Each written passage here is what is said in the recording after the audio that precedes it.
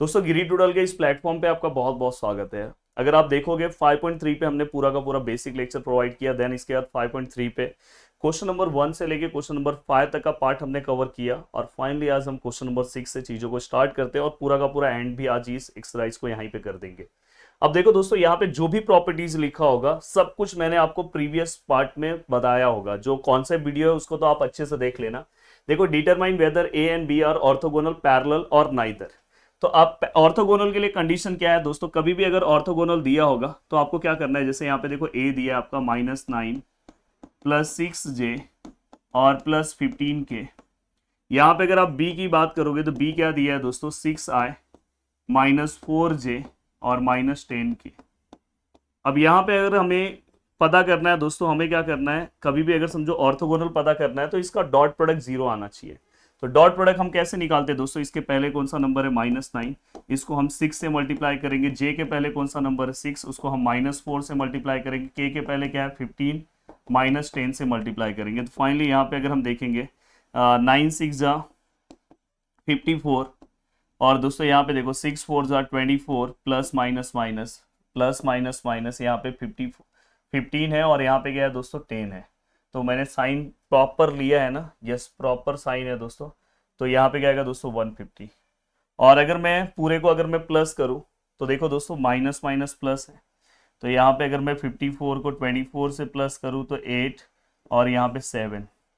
तो दोस्तों यहाँ पे क्या आया -78 -150। फिर अगर मैं ये दोनों को प्लस करूँ तो 150 और यहाँ पे 78 है तो यहाँ पे 8 और यहाँ पे अगर मैं इसको प्लस करूँ तो 12, 1 कैरी 228। तो दोस्तों -228 आ रहा है, नॉट इक्वल टू 0, मतलब 0 नहीं आ रहा है। तो ये ऑर्थोगोनल तो नहीं है। इससे हमें एक चीज़ तो क्लियर हो गया कि भाई ये ऑर्थोगोनल नहीं है। तो हम यहाँ पे लिखेंगे, यहाँ पे आप नीचे लिखना, मैं यहाँ पे लिखता हूँ vector A and B are not orthogonal. भाई ऑर्थोगोनल नहीं है। अब ऑर्थोगोनल नहीं है तो नेक्स्ट कंडीशन हमें क्या चेक करना है, पैरेलल। पैरेलल कैसे चेक करोगे दोस्तों, यहाँ का पहला वैल्यू ले लो और यहाँ का पहला वैल्यू क्या है दोस्तों, ये यहाँ का दूसरा वैल्यू क्या है, जे का 6 है, यहाँ पे जे का वैल्यू क्या है -4। यहाँ का अगर आप देखोगे के का वैल्यू क्या है दोस्तों 15, यहाँ पे के का वैल्यू क्या है दोस्तों -10। अगर ये पूरे को सॉल्व करके अगर हमें सेम रेशियो मिल रहा है तो पैरेलल है। चेक करते हैं दोस्तों, यहाँ से अगर आप इसे सॉल्व करो तो 3 के टेबल में जा रहा है, 3 3 जा 3 2 जा।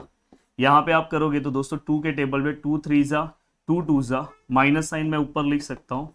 यहाँ पे अगर आप देखोगे तो 5 3 जा 5 2 जा, माइनस साइन यहाँ पे रख सकता हूँ। तो अगर आप ध्यान से देखोगे सभी के रेशियो सेम है। तो इससे ये पता चला दोस्तों कि A and vector B are parallel. भाई ये पैरेलल है, ऑर्थोगोनल नहीं है बट पैरेलल है। ओके, नेक्स्ट क्वेश्चन प्लीज आप इसे भी चेक कर सकते हो। अगर देखो मैं यहाँ पे लिख रहा हूँ ए एंड यहाँ पे क्या है दोस्तों बी। अगर मैं डायरेक्ट लिखूँ 2 को किससे मल्टीप्लाई करेंगे, 5 को 3 से किससे करेंगे -2 से, और -1 को किससे मल्टीप्लाई करेंगे दोस्तों 4 से। तो 5 2 जा 10, यहाँ पे -6 और यहाँ पे -4। तो यहाँ पे 10 आएगा, माइनस माइनस प्लस 6 और 4 अगर मैं प्लस करता हूँ तो 10। तो फाइनली आंसर 0 आया, मतलब ए डॉट बी का आंसर 0 आया। तो इससे आप बोल सकते हो दोस्तों vector A and vector B are orthogonal. तो यहाँ पे फाइनली हमें पता चल गया कि हमारा वेक्टर क्या है दोस्तों, ऑर्थोगोनल है। पैरेलल का भी आप कंडीशन चेक कर लेना। अब मुझे ऐसा लगता है कि आप ये और ये देखो, ये कोई डिफिकल्ट नहीं है, 1/3 ये, इससे डरना नहीं है आपको और ये आराम से आप सॉल्व कर लोगे। अब मैं चलता हूँ दोस्तों नेक्स्ट क्वेश्चन की ओर। अब देखो दोस्तों नेक्स्ट क्वेश्चन आपका क्या है, find the angle P of triangle. तो देखो मैं सबसे पहले एक ट्राइंगल बना रहा हूँ और मुझे ऐसा लगता है कि ये क्वेश्चन आपको सॉल्व करना ही चाहिए, बोर्ड के लिए इंपॉर्टेंट क्वेश्चन की तरह इसको आप देखो। समझो मैं यहाँ पे एंगल ले रहा हूँ, find the angle of P. तो यहाँ पे पी क्यू आर और मैंने यहाँ पे जो एंगल लिया दोस्तों theta. Find the angle P of triangle, let angle P be theta. हमने इसको क्या कंसिडर कर लिया दोस्तों, थीटा। और अगर आप बात करोगे तो पी का 0 है, -1 है, -2 है, क्यू का 3 है, 1 है, 4 है, और ये 5 है, 7 है, 1 है। तो लगभग हमने यहाँ पे सभी चीज़ों को लिख दिया। अब देखो दोस्तों उसके अकॉर्डिंग आप किस तरह से जाओगे, ध्यान से अच्छे से आपको देखने की जरूरत है। पी है, क्यू है, आर है, समथिंग।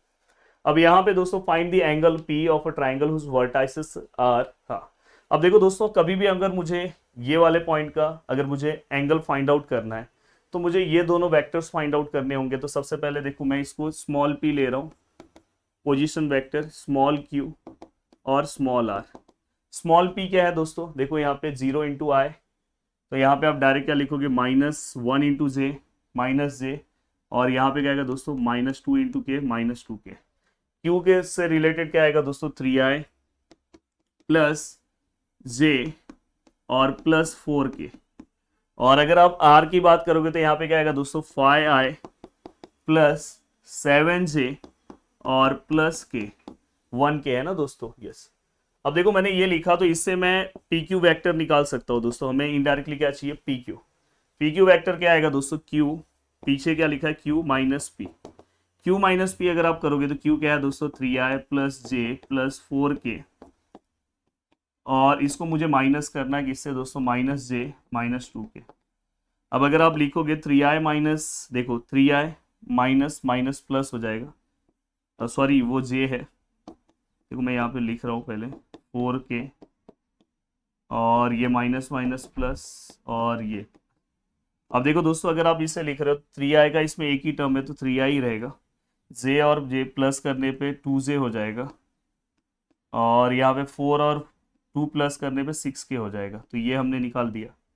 अब देखो दोस्तों ये हमारा पी क्यू वैक्टर है, और अगर आप ध्यान से देखोगे तो उसके उस साइड कौन सा है दोस्तों पी आर है। तो अगर मैं पी आर वैक्टर निकालूं तो पी आर वैक्टर क्या आएगा दोस्तों R minus P. Yes, what is R, तो यहाँ पे देखो R 5i plus 7j plus k minus, अगर आप p के वैल्यू की बात करोगे तो p का वैल्यू क्या है दोस्तों -j -2k। तो यहाँ पे हमने वैल्यूज रखा, तो फाइनली अगर आप माइनस करने जाओगे तो ये क्या होगा दोस्तों 5 7j के माइनस माइनस प्लस j, और यहाँ पे क्या हो जाएगा दोस्तों यहाँ पे माइनस माइनस प्लस 2k। तो फाइनली अगर मैं इसे लिखूँ तो i वाला टर्म एक ही है तो ये क्या आएगा 5i, j वाला टर्म दोस्तों 2 है तो यहाँ पे क्या आएगा 8j, और k वाला है दोस्तों तो यहाँ पे क्या आएगा दोस्तों 3k। तो यहाँ पे ये पूरा का पूरा पार्ट आपका हो गया। अब मुझे क्या करना है दोस्तों, ये पूरा का पूरा पार्ट हमने सॉल्व कर दिया। तो अब देखो आपको ये फॉर्मूला पता है दोस्तों a डॉट वी, ए का मैग्नीट्यूड, बी का मैग्नीट्यूड और कॉस थीटा, ये आपको आइडिया है। तो मुझे अगर यहाँ पे थीटा निकालना है दोस्तों तो मैं क्या करूँगा, यहाँ पे अगर मुझे थीटा निकालना है तो इसके इस साइड कौन सा साइड है दोस्तों पी क्यू, और यहाँ पे कौन सा है दोस्तों पी आर। तो यहाँ पे मैं क्या लिखूँगा दोस्तों पी क्यू का, और यहाँ पे क्या लिखूँगा दोस्तों पी आर, और यहाँ पे क्या आएगा दोस्तों कॉस थीटा। तो फाइनली यहाँ पे क्या आएगा दोस्तों कॉस थीटा, यहाँ पे क्या आएगा दोस्तों पी क्यू, यहाँ पे क्या आएगा दोस्तों पी आर, और यहाँ पे क्या आएगा दोस्तों पी क्यू, और मैग्नीट्यूड ऑफ यहाँ पे क्या आएगा दोस्तों पी आर। तो हमें क्या करना है दोस्तों, इसको सॉल्व करना है, बट उसके पहले आपको यहाँ पे देखो मैं यहाँ पे निकाल के दे दे रहा हूँ P Q dot P are का, आप यहाँ पे मैग्नीट्यूड निकाल डॉट प्रोडक्ट निकाल के रख सकते हो। आप जस्ट इसके नीचे सॉल्व करना, मैं यहाँ पे सॉल्व कर रहा हूँ। देखो पी क्यू क्या है, पी क्यू क्या है दोस्तों 3 किससे मल्टीप्लाई होगा दोस्तों 5 से, तो 3 और 5 प्लस यहाँ पे क्या है दोस्तों 2 है, किससे मल्टीप्लाई होगा दोस्तों 8 से, और प्लस यहाँ पे क्या है दोस्तों 6 है, किससे मल्टीप्लाई होगा दोस्तों 3 से। तो फाइनली यहाँ पे क्या आएगा दोस्तों 15, यहाँ पे क्या आएगा दोस्तों 8 2 जा 16, एंड यहाँ पे 6 3 जा 18। तो अगर मैं दोनों को प्लस करूँ तो देखो दोस्तों यहाँ पे 8 और 5 कितना होगा दोस्तों, 8 और 6 कितना होगा दोस्तों 14। 14 में अगर मैं 5 को प्लस करूँ तो 19 9 आएगा, और 1 1 1, और दोस्तों अगर मैं उसमें एक और 1 प्लस कर दूँ तो 4 हो जाएगा। तो समथिंग मुझे 49 आंसर मिला। अब देखो दोस्तों यहाँ पे अगर मैं पी क्यू का मैग्नीट्यूड निकालूं, मैग्नीट्यूड कैसे निकालते हैं दोस्तों, जस्ट पी क्यू के अंदर जो भी वैल्यूज है स्क्वायर ले लो। यहाँ पे 3 का स्क्वायर, यहाँ पे 2 का स्क्वायर, और यहाँ पे 6 का स्क्वायर। तो फाइनली दोस्तों 9 + 4 + 36, तो 9 + 49 आएगा दोस्तों, और इसका आंसर कितना हो जाएगा 7। ट्राइंगल के अंदर लिख दिया हूँ, सॉरी मांगना चाहता हूँ, आप ऐसा मत करना कभी। नेक्स्ट पी आर का अगर मुझे निकालना है दोस्तों, तो पी आर का कैसे निकालेंगे दोस्तों, पी आर, तो यहाँ पे क्या आएगा दोस्तों √ऑफ पी का वैल्यू कितना है दोस्तों, पी के अगर मैं वैल्यू की बात करूँ तो 5 का स्क्वायर, यहाँ पे कितना है दोस्तों 8 का स्क्वायर, और यहाँ पे कितना है दोस्तों 3 का स्क्वायर। तो फाइनली 25 64 और +9। तो अगर मैं 24 25 और 9 को अगर मैं प्लस करूँ तो 34 आएगा।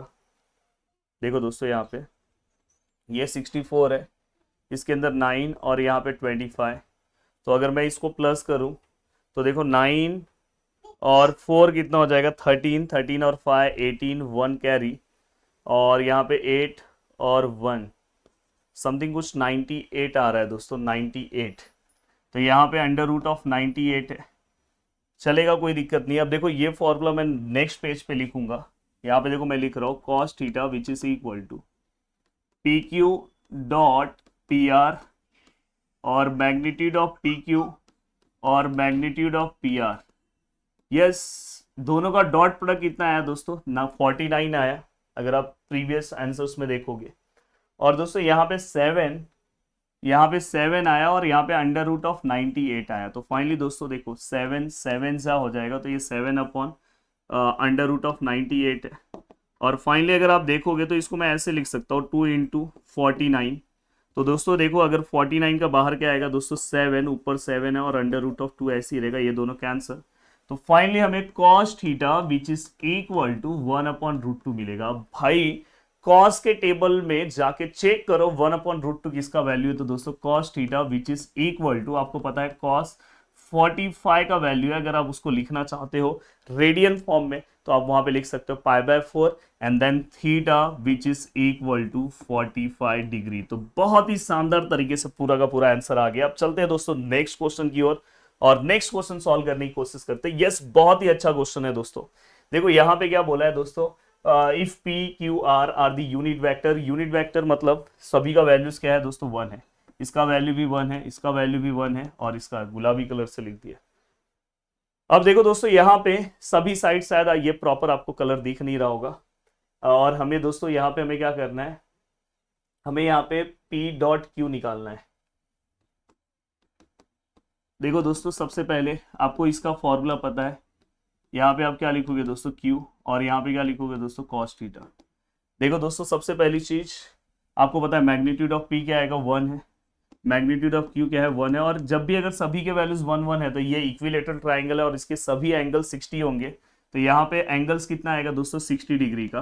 तो यहाँ पे 1 और cos 60 क्या होता है दोस्तों, cos 60 sin 30 को इक्वल होता है, तो 1/2। तो यहाँ पे फाइनली हमें आंसर मिल गया। सेम आंसर, बस आप स्टार्टिंग में क्वाड्रिलेटरल प्रूफ कर लेना।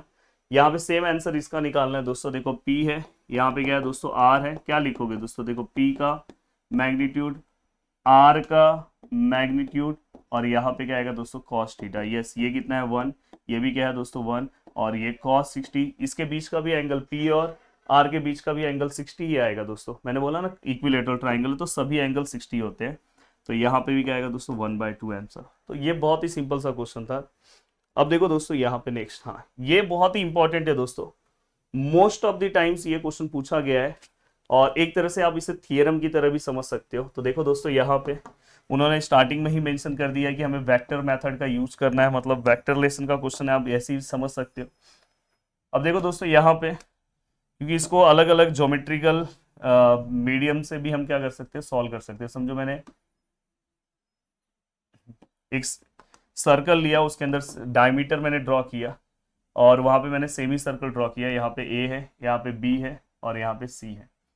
Prove that by vector method angle subtended on a semi circle is a right angle. मतलब सेमी सर्कल चाहिए तो ये नीचे वाला पार्ट आप मत बनाना, ऊपर का ही मैं बना रहा हूँ। सेमी सर्कल मतलब हाफ सर्कल, तो उस पर कोई भी अगर एंगल बन रहा है तो राइट एंगल है। ये आपको क्या करना है दोस्तों, प्रूफ करना है। मतलब यहाँ पे जो एंगल बन रहा है ये कितने का एंगल है दोस्तों, 90 का। यही आपको क्या करना है, प्रूफ करना है। तो मैं क्या करूंगा दोस्तों, सबसे पहले तो मैं इसको भी ज्वाइन कर रहा हूँ। हाँ, मैं आपको पता है कि ये वाला पार्ट यहाँ देखो सेंटर से एंड तक का पार्ट को हम क्या बोलते हैं दोस्तों, रेडियस। आपको पता है अगर समझो मैं इसका डायरेक्शन ऐसा ले रहा हूँ तो इसका भी डायरेक्शन ऐसा ही होगा, पर अगर समझो मैं इसका अपोजिट डायरेक्शन ले रहा हूँ तो ये क्या होगा दोस्तों, -r। और ये वाला वैल्यू भी r है, पर मैं उसको a वेक्टर कंसिडर कर रहा हूँ प्रूफ करने के लिए। आप r भी लेके सॉल्व कर सकते हो, कोई दिक्कत नहीं है। अब देखो दोस्तों सॉल्व करना बहुत सिंपल है। कभी भी अगर समझो मुझे ये सर्कल है, यहाँ वाला एंगल मुझे 90 बनाना है, मतलब ये वाले साइड का डॉट प्रोडक्ट 0 आना चाहिए। डॉट प्रोडक्ट मतलब ये आपको अभी हमने पहला सम ही आज वो सॉल्व किया कि ऑर्थोगोनल रहेगा तो 90 ऑर्थोगोनल मतलब यहाँ पे दोनों का अगर डॉट प्रोडक्ट जीरो आता है, दोनों का डॉट प्रोडक्ट जीरो आता है, तो मतलब वो क्या है, ऑर्थोगोनल है, मतलब 90 का एंगल है, मतलब दोनों वेक्टर एक दूसरे को परपेंडिकुलर है। तो इनडायरेक्टली ये दोनों का डॉट प्रोडक्ट अपने को जीरो निकालना है। अब देखो दोस्तों, यहाँ पे स्टार्टिंग में अगर मैं लिखने की कोशिश करूँ तो यहाँ पे अगर आप देखोगे तो AO जो वेक्टर है OA, और अगर आप दूसरा वेक्टर लोगे OB, अगर मैं इसके मैग्नीट्यूड की बात करूँ तो सभी का आंसर क्या है दोस्तों, R है। बट अगर वेक्टर फॉर्म में लोगे तो यहाँ पे आंसर क्या आएगा, -R। अब दोस्तों अगर आप यहाँ पे बात करोगे, OC का वैल्यू हमने क्या कंसिडर किया दोस्तों, OC का वैल्यू हमने क्या कंसिडर किया, A। और अगर आप ध्यान से देखोगे तो ये पूरा का पूरा ये तीनों रेडियस ही है। तो देखो ये वाला पार्ट भी अगर आप देखोगे, OC वाला वेक्टर है, ये भी सेम है। तो ये तीनों का वैल्यू R के इक्वल ही है, पर मैंने इसको फाइनली क्या कंसिडर किया, A कंसिडर किया। तो आप अलग से भी ले सकते हो, जैसे अलग से लिख सकते हो OC which is equal to A। अब देखो दोस्तों, यहाँ पे आपको यहाँ पे ट्राइंगल लॉ अप्लाई करना है पहले वाले ट्राइंगल में। तो इन ट्राइंगल AOC, और इन ट्राइंगल AOC अगर मैं लेता हूं तो देखो ट्राइंगल लॉ क्या बोलता है, मैं यहाँ पे ड्रॉ कर दे रहा हूँ। देखो ऐसा है, अगर समझो यहाँ से जा रहा है, यहाँ से जा रहा है, तो ये वाला यहाँ पे इसको इक्वल होगा। तो मतलब मैं यहाँ पे क्या लिख सकता हूँ दोस्तों, देखो AO प्लस मैं क्या ले रहा हूँ दोस्तों, यहाँ से देखो A है, यहाँ पे O है, और यहाँ पे C है, OC। और दोस्तों यहाँ से फिर ये इसको इक्वल होगा बाय ट्राइंगल लॉ, तो यहाँ पे क्या आएगा दोस्तों, AC। अब AO आपके पास है, यहाँ पे प्लीज ट्राइंगल लॉ लिख देना। यहाँ पे अगर आप AO देखोगे तो आपके पास R है, OC क्या है दोस्तों, आपके पास A है, और AC क्या करना है दोस्तों, आपको फाइंड आउट करना है। तो फाइनली हमने पहला पार्ट तो ये फाइंड आउट किया। अगर आप दूसरे ट्राइंगल की बात करोगे, इन ट्राइंगल बाजू वाला ट्राइंगल कौन सा है दोस्तों, COB। अगर मैं वो ट्राइंगल अगर बना दूं तो उस ट्राइंगल के अकॉर्डिंग आप किस तरह से जाओगे, देखो उसमें एरो ऐसा है, B है, यहाँ O है, और यहाँ C है, और यहाँ से एरो ऐसा है, फिर ये इसको इक्वल है। तो मतलब यहाँ पे मैं लिखूंगा तो OB प्लस यहाँ पे क्या आएगा दोस्तों, OC, और यहाँ पे क्या आएगा दोस्तों, फाइनली क्या आएगा दोस्तों, BC। अब यहाँ पे अगर बाय ट्राइंगल लॉ लिख लेना, ये कितना है दोस्तों, -R। देखो ये इस डायरेक्शन में जा रहा है तो इसका डायरेक्शन अपोजिट है, इसलिए मैंने इसको माइनस कंसिडर किया। और अगर मैं OR की अगर बात करूं दोस्तों, OC की बात करूं तो OC तो दोस्तों A है, और यहाँ BC कितना है हमें फाइंड आउट करना है। फिर मैं क्या करूंगा दोस्तों, दोनों का डॉट प्रोडक्ट निकालूंगा। मतलब अगर आप ध्यान से अच्छे से चीज़ों को सॉल्व करोगे तो यहाँ पे AC का डॉट प्रोडक्ट निकालना है दोस्तों BC के साथ।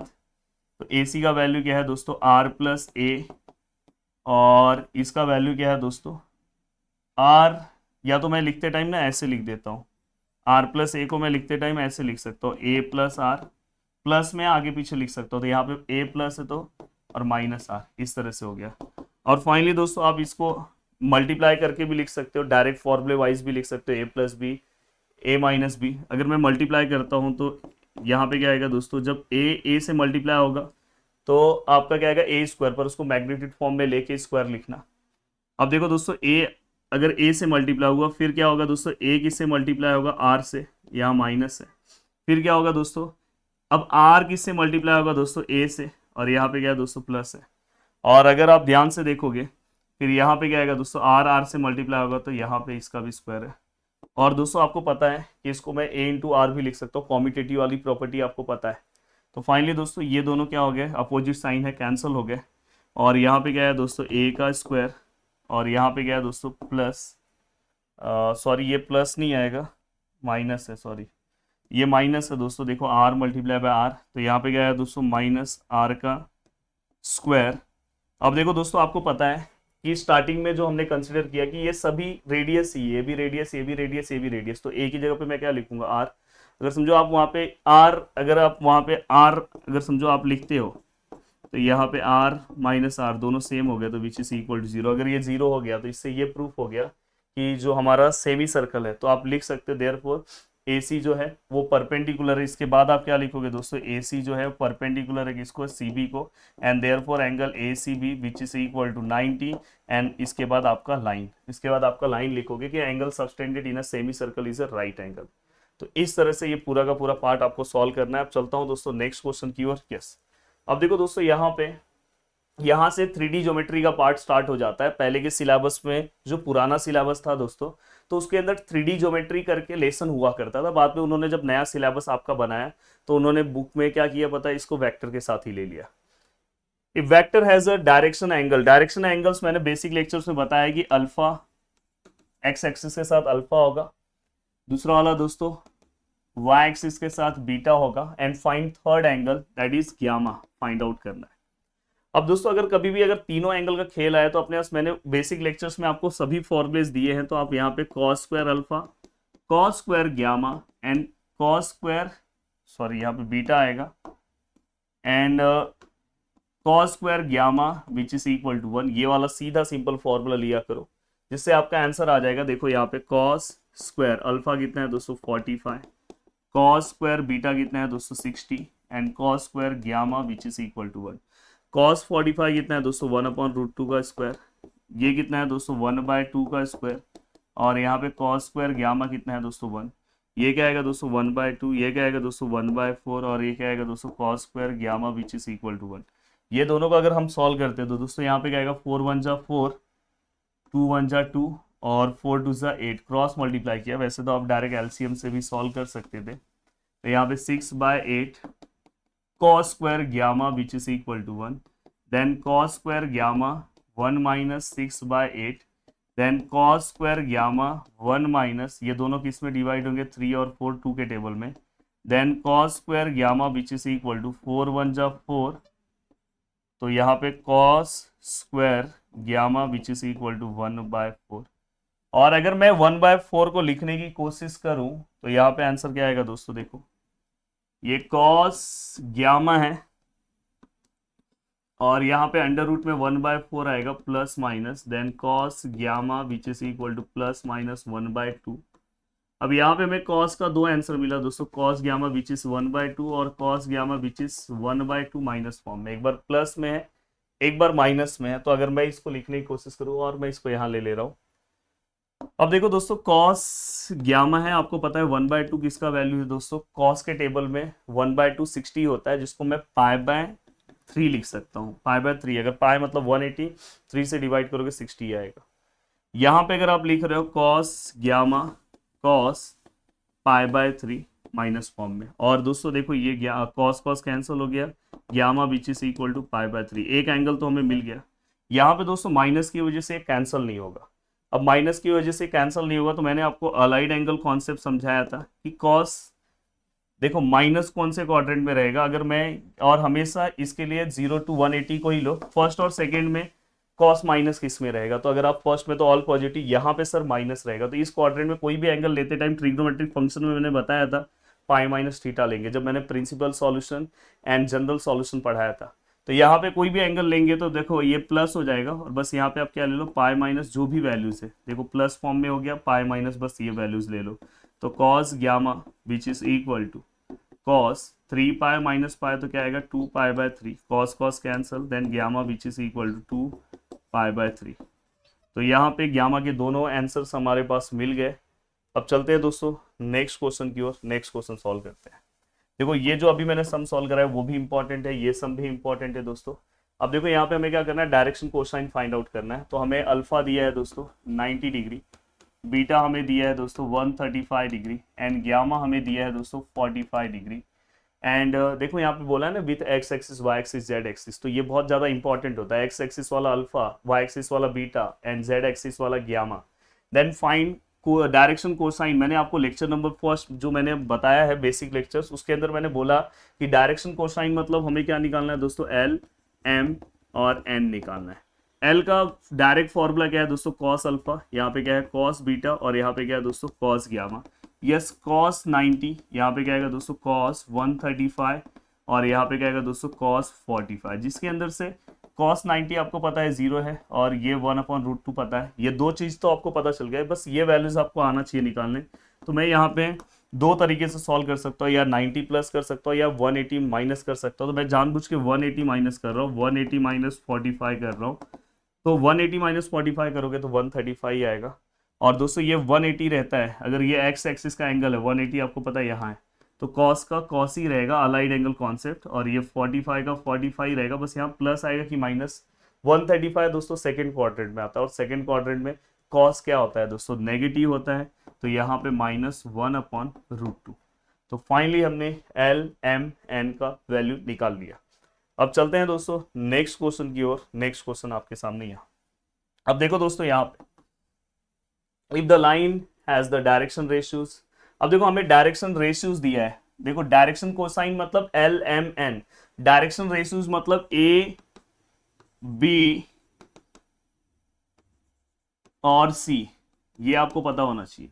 देखो डायरेक्शन एंगल्स मतलब alpha beta gamma, direction cosine, cosine मतलब एल एम एन, और डायरेक्शन रेशियोज मतलब ए बी सी। मैंने आपको बेसिक लेक्चर्स जो पहला वाला प्रोवाइड किया उसमें सब बताया है, तो प्लीज ये दिमाग में अपने बिठा के रखो। अब मुझे क्या निकालना है दोस्तों, डायरेक्शन कोसाइन निकालना है, मतलब मुझे ए बी सी दिया है और मुझे एल एम एन निकालना है। तो ऐसे केस में सबसे पहले आप क्या करना पता है, आप कौन सा फॉर्मूला यूज करोगे दोस्तों, ये दोनों के रिलेशन वाला कौन सा फॉर्मूला आपको पता है दोस्तों, L इक्वल टू, मैं यहां लिख दे रहा हूं, L equal to A/√A² B² plus C², यहां प्लस माइनस आएगा, M B/√A² plus B² plus C² and N equal to C/√A² plus B² plus C²। अब देखो दोस्तों ये रूट नीचे का सभी में सेम है, तो आप इसको अलग से एक ही बार निकाल लो। A² कितना है दोस्तों, A² plus B² plus C²। A कितना है दोस्तों, 4 का स्क्वायर है, ये कितना है दोस्तों -12 का स्क्वायर है, और ये कितना है दोस्तों 18 का स्क्वायर है।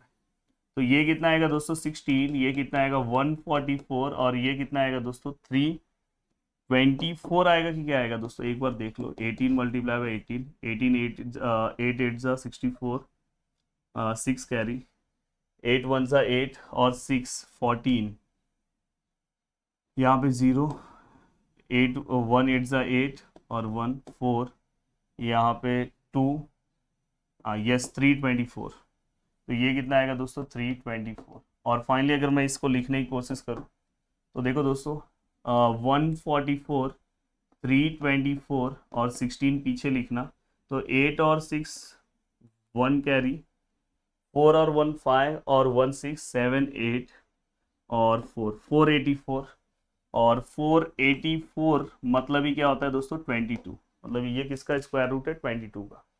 तो देखो आपके लिए बहुत इजी हो गया, ए का वैल्यू कितना है दोस्तों 4 है, और इसका मतलब आपको पता है 22 है, तो L which is equal 2/11, direct by direct पता चल गया। M इक्वल टू क्या है दोस्तों B है, B का वैल्यू क्या है -12, और यहाँ पे कितना है दोस्तों 22 है, तो M इक्वल टू क्या होगा दोस्तों -6/11। एंड दोस्तों सेम आप C का अगर N का वैल्यू निकालने जा रहे हो तो 18/22, तो N इक्वल टू 9/11। तो ये तीन वैल्यूज आपको तुरंत मिल गए, तो ये आपको पता होना चाहिए दोस्तों। अब चलते हैं दोस्तों नेक्स्ट।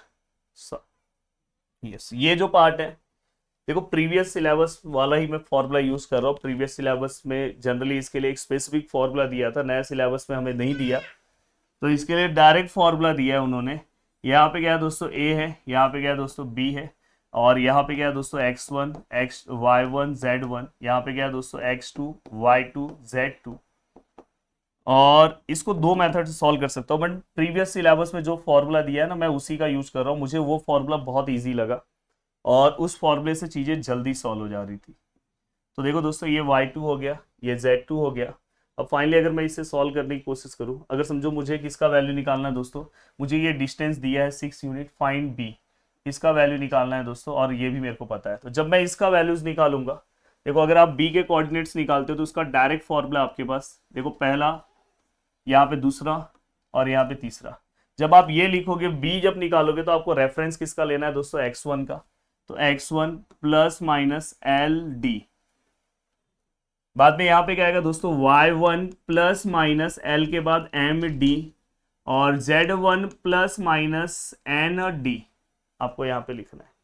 अब यहाँ पे आपके पास दोस्तों एल एम एन होना चाहिए, तो देखो मैं एल अगर निकाल रहा हूँ, एल अपने पास कौन से रेफरेंस से हम लिख सकते हैं, द डायरेक्शन रेशियोज मतलब ए बी सी दिया है, तो उससे आप एल निकालो, एम निकालो, एन निकालो, एम निकालो और एन निकालो।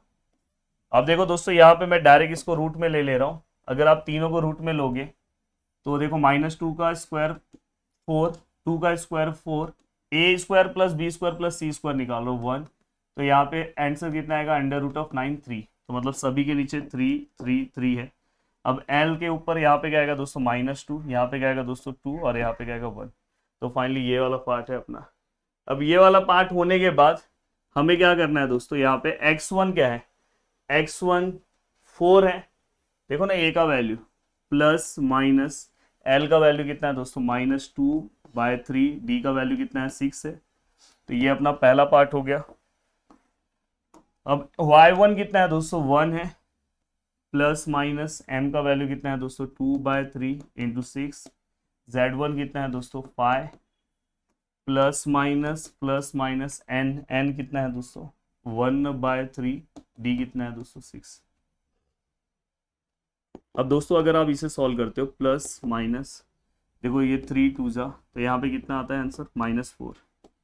यहाँ पे अगर आप सॉल्व करते हो तो 1, ये देखो ये 3 2 जा 4, और यहाँ प्लस माइनस 3 2 जा 2। अगर आप इसे लिखने जाते हो दोस्तों तो एक बार आप जब लिखोगे तो 4 प्लस -4 लिखोगे, -4, फिर यहाँ पे देखो प्लस वाला पहले लिख रहा हूँ, यहाँ पे आप लिखोगे 1 + 4 और यहाँ पे 5 + 2, और दूसरे बार जब लिखोगे तो 4 माइनस ऑफ -4 1 -4 5 -2, तो उसके अकॉर्डिंग क्या आंसर आएगा दोस्तों, देखो 4 प्लस माइनस माइनस होता है, 4 - 4 0, 1 + 4 क्या आएगा भाई 5, 5 और 2 क्या आएगा दोस्तों 7 हो गया। यहाँ पे अगर आप जाते हो दोस्तों 4 माइनस माइनस प्लस होता है, 4 और 4 कितना हो जाएगा दोस्तों 8, 1 - 4 कितना आएगा दोस्तों -3, 5 - 2 आंसर कितना आएगा दोस्तों 3। तो ये हमने पूरा का पूरा पार्ट एक ही झटके में यहाँ पे क्या कर लिया दोस्तों, फाइंड आउट कर लिया। अब चलते हैं दोस्तों, आज का लास्ट क्वेश्चन है, ये 4 मार्क्स का टाइप का क्वेश्चन है, तो ये क्वेश्चन भी आपको जनरली पता होना चाहिए। यहाँ पे जो मैं फॉर्मूला यूज करने वाला हूँ वो फॉर्मूला भी मैं आपको बता देना चाहता हूँ।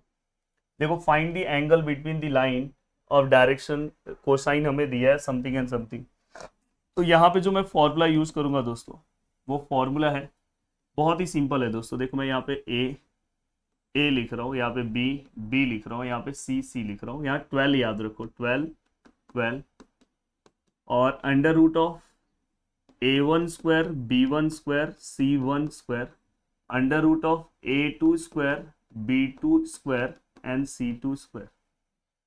अब मेरा मेन मोटो है दोस्तों कि मुझे यहाँ से ABC निकालना है, पर ABC डायरेक्ट नहीं मिलेगा, पहले आपको एलिमेंट निकालना होगा। तो यहाँ पहला इक्वेशन दिया है दोस्तों 5lm + 3m which is equal to 0। अगर मैं यहाँ से m का वैल्यू निकालूँ तो दोस्तों क्या आएगा -5l - 3m, सॉरी ये n है 3n, तो दोस्तों ये हमें m का वैल्यू मिल गया।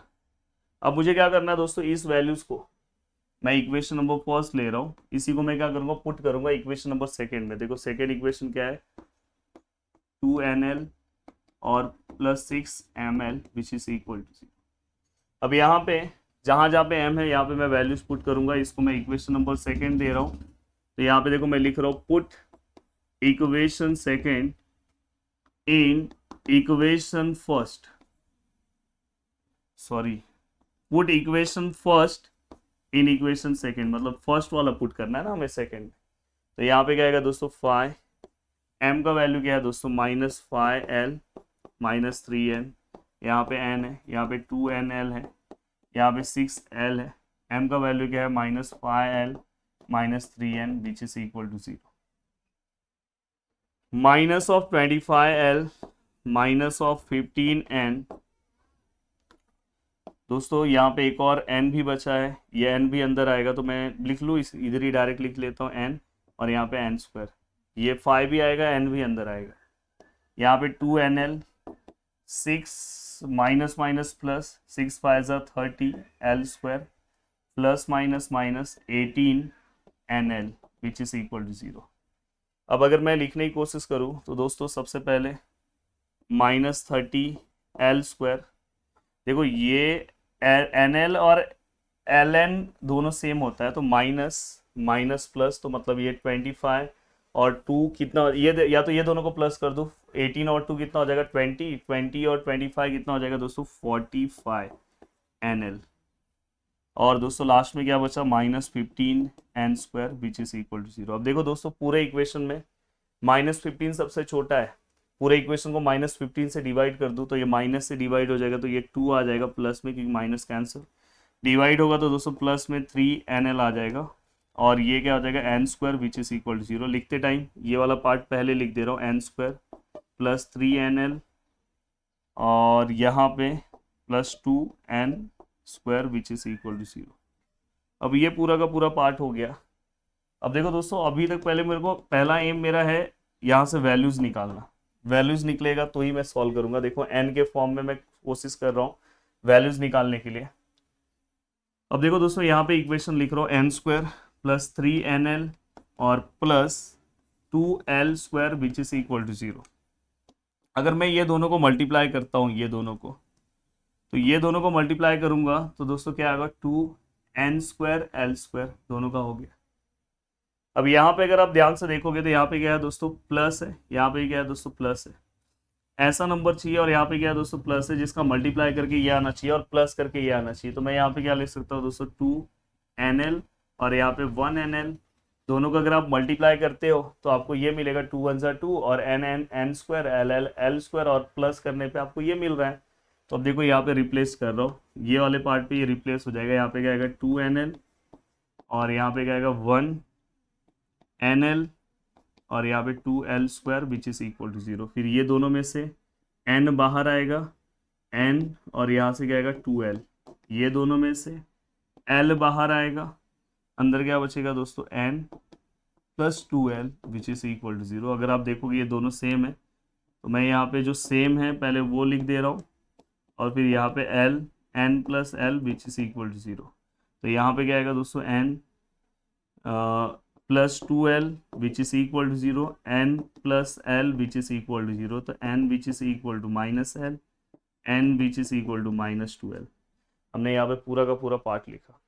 अब ये पार्ट लिखने के बाद थोड़ा बहुत यहाँ पे चेंजेस आएगा दोस्तों। देखो मैं इसको मैं नेक्स्ट पेज पे ले रहा हूँ, कॉपी कर रहा हूँ। नेक्स्ट पेज पे कॉपी करते टाइम मेरे लिए ये इक्वेशन बहुत मायने रखता है दोस्तों। यहाँ पे मैं वैल्यूज पुट करूंगा, इसलिए इस इक्वेशन को साइड में लिख ले रहा हूँ, m equal to -5L -3n। तो ये मैं साइड में लिख ले रहा हूँ तो मेरे लिए चीजें अब आसान होने लगेगी दोस्तों। देखो अब देखो दोस्तों एक बार मैं ये वैल्यूज लेके इसके अंदर पुट करूंगा, सम फाइंड आउट करने की कोशिश करूंगा। देखो n इक्वल टू -2L है, तो यहाँ पे अगर मैं m निकालूं तो m इक्वल टू क्या होगा दोस्तों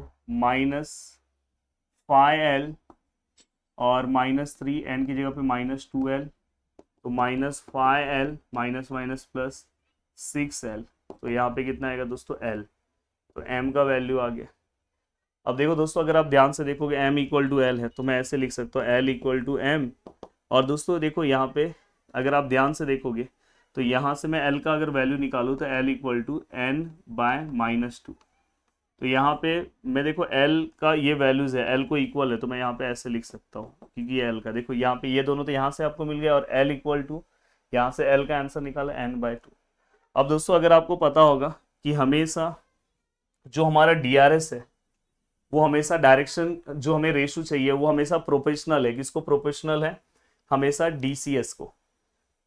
मतलब यहाँ पे सॉरी यहाँ पे हमें जो चाहिए दोस्तों ABC डायरेक्शन रेशियो, वो हमेशा दोस्तों किसको प्रोफेशनल है दोस्तों? प्रोपोर्शनल, मैं प्रोफेशनल बोल रहा हूँ। प्रोपोर्शनल किसको है दोस्तों? प्रोपोर्शनल हमेशा डायरेक्शन को साइन को है। तो ये चीज आपको पता होना चाहिए। डायरेक्ट प्रोपोर्शनल को मैंने प्रोफेशनल बोल दिया। अब यहाँ पे दोस्तों कुछ नहीं है तो 1 है, यहाँ पे कुछ नहीं है 1 है। उसके अकॉर्डिंग अगर मैं यहाँ पे वैल्यूज लिखने जाऊँ तो A का वैल्यू 1 आएगा, B का वैल्यू 1 आएगा, C का वैल्यू -2 आएगा, जिसको मैं C1 B1 A1 ले सकता हूँ। और सेम आपको यहाँ पे जो आपका देखो पीछे आपका फॉर्मूला है उसके अकॉर्डिंग ये वैल्यूज है। और यहाँ पे अगर मैं बात करूँ n which is equal to -L, तो यहाँ पे देखो फिर से मैं क्या करूँगा, ये वैल्यूज पुट करूँगा यहाँ पे -5 -L, -5L minus plus 3L -2L, तो ये m का आपका वैल्यू आ गया। अब ये m का वैल्यू है, ये n का वैल्यू है दोस्तों। तो यहां से अगर आप चाहो तो देखो m का ये आपने वैल्यूज निकाला है दोस्तों। अब देखो यहाँ पे अगर मैं l इक्वल टू लिखूं, देखो l इक्वल टू ये क्या है दोस्तों, -n है। तो यहाँ पे चेंजेस क्या होगा दोस्तों, देखो l किसको इक्वल है दोस्तों, अगर ये मैं l का ये माइनस ये नीचे ले रहा हूं तो ये ऐसे भी हो जाएगा, l इक्वल टू क्या हो जाएगा दोस्तों, n। और यहां से भी अगर मैं l का आंसर निकालूं तो m डिवाइड बाय -2, यहाँ पे l है। तो दोस्तों यहाँ पे अगर आप ध्यान से देखोगे तो फाइनली यहाँ पे हाँ l इक्वल टू अगर मैं निकालूं तो ये n के नीचे मैं -1 दे रहा हूँ, यहाँ से बस l का वैल्यू निकाल रहा हूँ और यहाँ से भी l का वैल्यू निकाल रहा हूँ। तो पहले मैं l लिख रहा हूँ, l किसको इक्वल है दोस्तों, इस रेशियो को m बाय -2, और l किसको इक्वल है दोस्तों, इसको भी। तो यहाँ पे मैं इक्वल टू ये भी लिख सकता हूँ, देखो l इसको इक्वल था और l इसको इक्वल था, तो मैंने इस तरह से लिखा। तो फाइनली दोस्तों यहाँ से अगर मैं बात करूँ तो मुझे A2 का जो वैल्यू मिला है दोस्तों 1 कुछ नहीं है, तो B2 का जो वैल्यू है दोस्तों -2 और C2 का जो वैल्यू है दोस्तों -1। और फाइनली अब मैं मेरा फॉर्मूला यूज करूंगा cos theta which is equal to यहाँ पे A1 A2 B1 B2 C1 C2 under root of A1 square plus B1 square plus C1 square dot ही लिया था ना पीछे, और under root of A2 square plus B2 square plus C2 square. अगर आप ध्यान से अच्छे से चीजों को समझने की कोशिश करते हो तो A1 A2 का मल्टीप्लाई करते हो, डायरेक्ट करते हो, देखो 1 इंटू 1 1 होगा, डायरेक्ट लिख रहा हूँ। B1 B2 का कर दो, B1 B2 1 इंटू 2 -2 होगा, C1 C2 minus minus plus 2 into 1 2 होगा। अंडर रूट में क्या आएगा दोस्तों, A1 स्क्वायर मतलब A1 B1 C1, तो 1 का स्क्वायर 1, यहाँ पे भी 1, और यहाँ पे 2 का स्क्वायर कितना आएगा दोस्तों 4। और यहाँ पे अगर आप सॉल्व करने जाओगे तो यहाँ पे कितना आएगा दोस्तों 1, यहाँ पे क्या आएगा दोस्तों 4, और यहाँ पे क्या आएगा दोस्तों 1। तो अगर आप इसे सॉल्व करते हो तो इसका आंसर आता है ऊपर, देखो 1 -2 प्लस 2, और ये अंडर रूट ऑफ 6, ये भी अंडर रूट ऑफ 6। तो देखो ये दोनों कैंसिल हो गया, तो 1/√6 इंटू 6 हो जाएगा। और फाइनली यहाँ पे cos थीटा है, then theta which is equal to cos inverse 1/6। तो भाई ये अपना आंसर है और यही अपना फाइनल आंसर है। तो बहुत अच्छे तरीके से हमने पूरा का पूरा पार्ट सॉल्व कर दिया। उम्मीद कर रहा हूँ कि पूरा का पूरा पार्ट आपको बहुत ही अच्छे से समझा होगा। मिलते हैं दोस्तों नेक्स्ट लेक्चर में। अगर आप फर्स्ट टाइम चैनल पे हो तो याद से चैनल को सब्सक्राइब कर देना भूलना नहीं। जय हिंद।